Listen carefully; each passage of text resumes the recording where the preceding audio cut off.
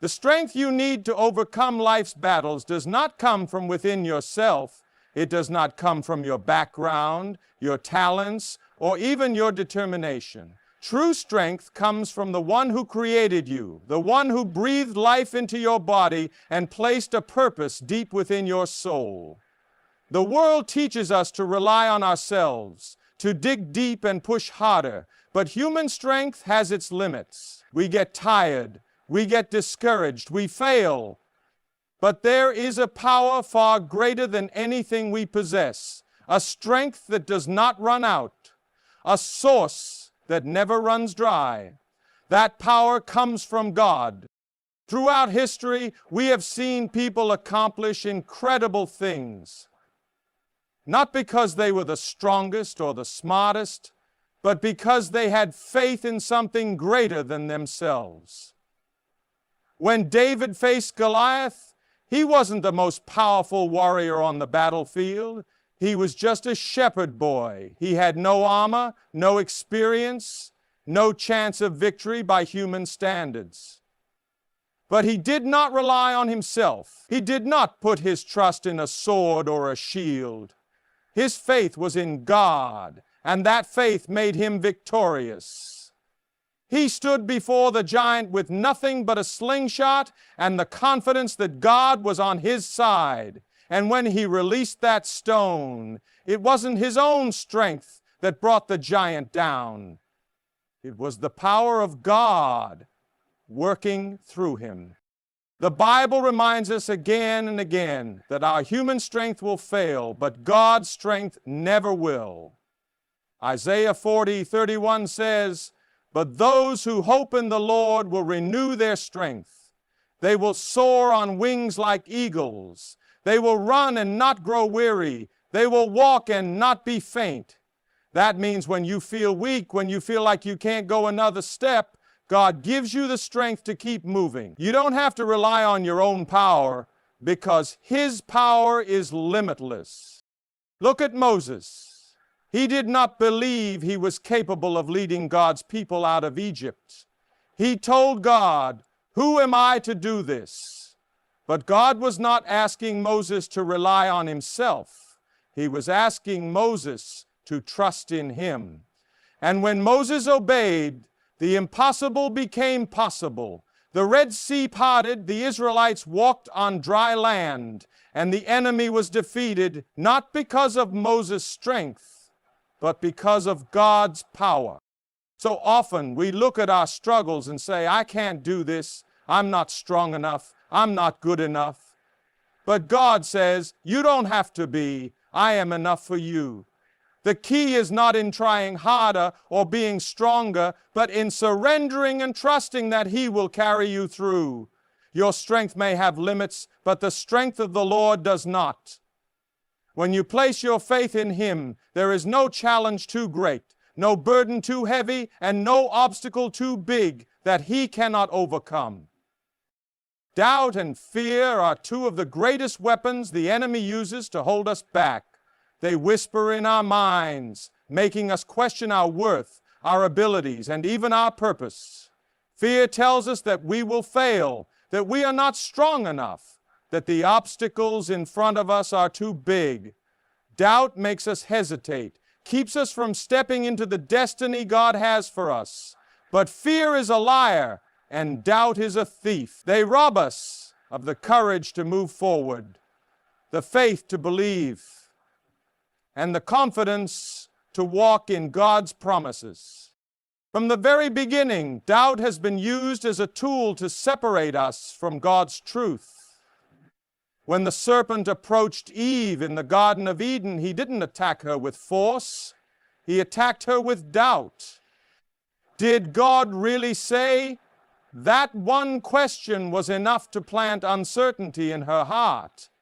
And isn't that exactly what happens to us? We hear God's promises. We read His Word.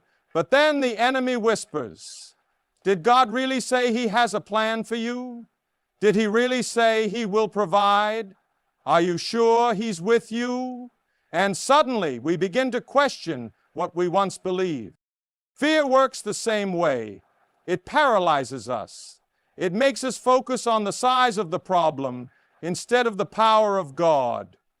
When the Israelites stood at the edge of the Promised Land, they sent spies to explore it. The land was exactly as God had promised, flowing with milk and honey. But instead of celebrating, they focused on the giants that lived there. We are like grasshoppers in their eyes, they said. They saw their own weakness and forgot about God's strength. Because of their fear, they wandered in the wilderness for 40 years instead of stepping into the promise immediately. How often do we do the same? How often do we let fear keep us from the blessings that God has already prepared for us? But God has not given us a spirit of fear. He has given us a spirit of power, of love, and of a sound mind. Fear does not come from Him. Doubt does not come from Him. Every time fear rises, we must remind ourselves of who God is. He is the one who parted the Red Sea. He is the one who shut the mouths of lions for Daniel. He is the one who walked on water and calmed the storm with a single word. And He is the same yesterday, today, and forever. When Peter stepped out of the boat to walk on water, he was doing the impossible. As long as his eyes were on Jesus, he stood firm. But the moment he looked at the waves, fear crept in and he began to sink. That is the power of fear. It takes our focus off of God. But even when Peter began to fall, Jesus reached out His hand, and He does the same for us. No matter how deep our doubt, no matter how strong our fear, God's hand is always there to lift us up. Strength is not just about physical power or mental resilience. True strength comes from God. It is not something we have to manufacture on our own, nor is it something that fades when we face trials. The Bible makes it clear that those who trust in the Lord will find a strength that never runs dry. It is a strength that carries us through every storm, lifts us when we fall, and empowers us to do what seems impossible. One of the most powerful scriptures about strength is Philippians 4:13. I can do all things through Christ who strengthens me. This verse is more than just words of encouragement. It is a divine promise.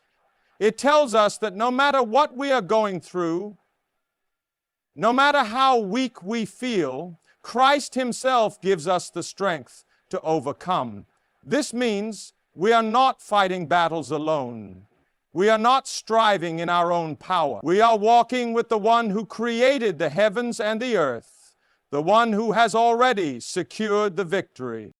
The Bible is filled with stories of people who found their strength in God. David was just a young shepherd boy when he faced Goliath, a giant that no one else dared to fight. By human standards, David should have been defeated. But his strength was not in his size, his weapons, or his experience. It was in God. He declared, "The battle is the Lord's," 1 Samuel 17:47. And with one stone the giant fell. This shows us that when we rely on God's strength, no enemy is too great, no challenge too impossible. Isaiah 40:31 gives another powerful promise. But those who hope in the Lord will renew their strength. They will soar on wings like eagles. They will run and not grow weary. They will walk and not be faint. This tells us that God's strength is not temporary. It is constantly renewed. When we feel exhausted, when life's burdens feel too heavy, God gives us the energy to keep going. He lifts us higher, giving us the endurance to run the race of faith. Even the great leaders of the Bible had moments of weakness. Moses doubted his ability to lead. Gideon saw himself as the least in his family, and Paul endured suffering beyond what seemed bearable. Yet each of them discovered that God's strength was greater than their weakness. Paul himself wrote in 2 Corinthians 12:9, "My grace is sufficient for you, for my power is made perfect in weakness. This means that our weakness is not a limitation, it is an opportunity for God to show His power in our lives. When we face trials, when we feel overwhelmed, we must remember where our strength comes from. It is not found in ourselves, but in the unshakable, unstoppable power of God. He is our refuge, our fortress, and our ever-present help in trouble. With Him, we do not have to fear, we do not have to doubt, and we do not have to give up. His strength is more than enough. Throughout the Bible, we see powerful examples of victory, not by human strength, but by the power of God. These stories remind us that no matter how impossible a situation may seem, God is always in control. When His people trust Him, He leads them to triumph, proving that faith in Him is greater than any obstacle. One of the most well-known victories in the Bible is the story of David and Goliath. The Israelites were paralyzed with fear because of a giant who taunted them day and night. Goliath was strong, experienced in battle, and covered in heavy armor. By human standards, he was unbeatable. But then came David, a young shepherd boy with no armor, no sword, and no military experience. While others looked at Goliath and saw defeat, David looked at Goliath and saw an opportunity for God's power to be revealed. He declared, "The battle is the Lord's." 1 Samuel 17:47. And with a single stone, brought down the mighty giant. This victory was not about David's skill, it was about his faith. It shows us that when we trust in God, even the giants in our lives will fall. Another remarkable victory is when the Israelites crossed the Red Sea. After being freed from slavery in Egypt, they found themselves trapped between the Red Sea and Pharaoh's approaching army. Fear and doubt filled their hearts, and they cried out, believing they were doomed. But God told Moses, "Do not be afraid. Stand firm, and you will see the deliverance the Lord will bring you today." Exodus 14:13. With a single command, God parted the waters, allowing His people to walk through on dry ground. When the Egyptians tried to follow, the waters crashed down and the enemy was destroyed. This moment proves that when God makes a way, no enemy can stop it. Even when we feel trapped, God always has a plan for our victory. The story of Gideon is another powerful example. Gideon was a man who saw himself as weak and unqualified, yet God chose him to lead an army against the mighty Midianites. With only 300 men, armed with nothing but torches and trumpets, Gideon obeyed God's command. In the middle of the night, they surrounded the enemy camp, blew their trumpets, and shouted for the Lord. Panic filled the Midianites, and they turned on each other. Without even lifting a sword, Gideon's army won the battle because God fought for them. Judges 7. This shows that victory does not come from numbers, strength, or weapons. It comes from obedience and faith in God. Perhaps the greatest victory in the Bible is Jesus' triumph over sin and death. On the cross, it seemed like all was lost. The enemy believed he had won, but 3 days later, the grave could not hold Jesus. He rose in power, proving that He is victorious over everything, including death itself. This ultimate victory gives us confidence that no matter what we face, God has already won the battle. Through Him we are more than conquerors. Life is filled with challenges, obstacles, and moments that make us want to give up. There are times when the weight of our struggles feels too heavy, when the road ahead looks too difficult, and when it seems easier to quit than to keep pressing forward. But no matter how hard things get, we must remember that God has not called us to give up. He has called us to endure, to persevere, and to trust in His plan, even when we don't understand it. The Bible is full of encouragement for those who feel weary. One of the most powerful promises is found in Galatians 6:9. Let us not grow weary in doing good, for at the proper time we will reap a harvest if we do not give up. This means that our faithfulness is never wasted. Every prayer, every act of obedience, every moment of trust in God is leading to something greater. The harvest may not come immediately, but it will come in God's perfect time. That is why we must keep going, even when we don't see the results yet. One of the greatest examples of perseverance in the Bible is the story of Job. He was a man who had everything, wealth, health, and family. But in a short time, he lost it all. His body was covered in painful sores. His friends accused him, and even his own wife told him to curse God and die. But Job refused to give up on his faith. Even in his suffering, he declared, "Though he slay me, yet will I hope in him." And in the end, because Job remained faithful, God restored everything he had lost and gave him even more than before. His story reminds us that no matter how dark things get, God is still working behind the scenes. Paul, one of the greatest leaders in the New Testament, also knew what it meant to endure hardship. He was beaten, imprisoned, shipwrecked, and persecuted. Yet he never gave up.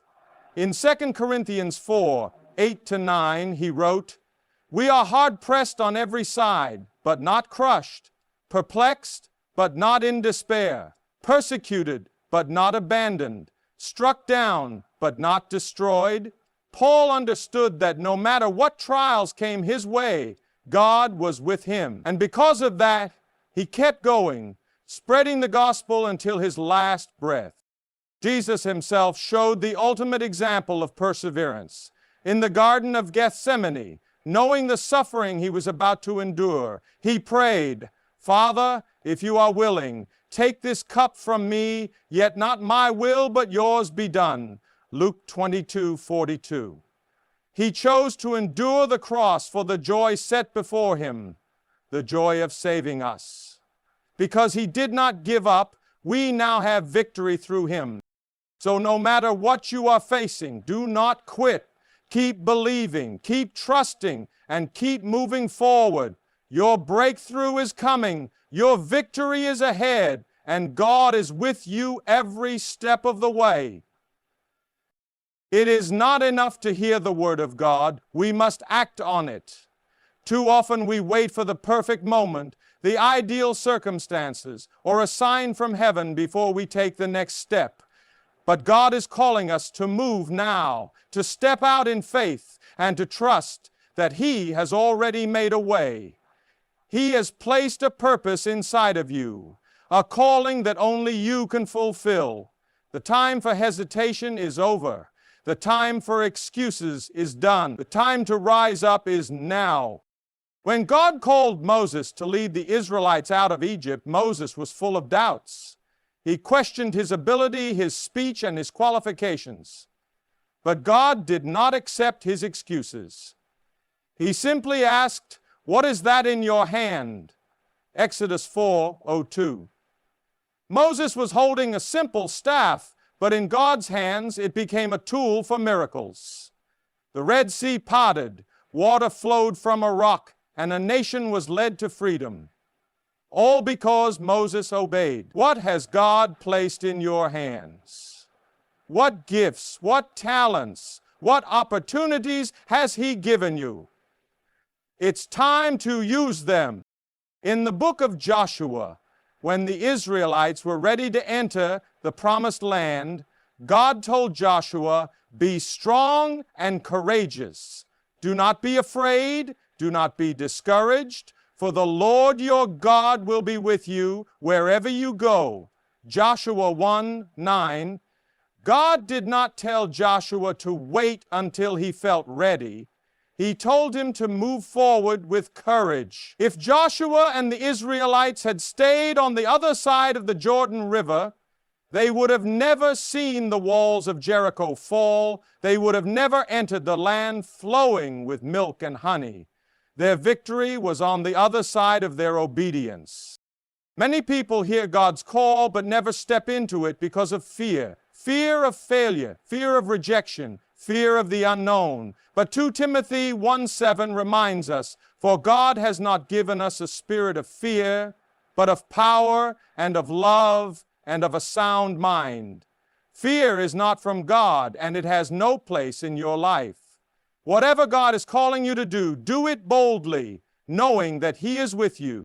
Jesus gave us the greatest commission of all, to go into all the world and preach the gospel, Mark 16:15.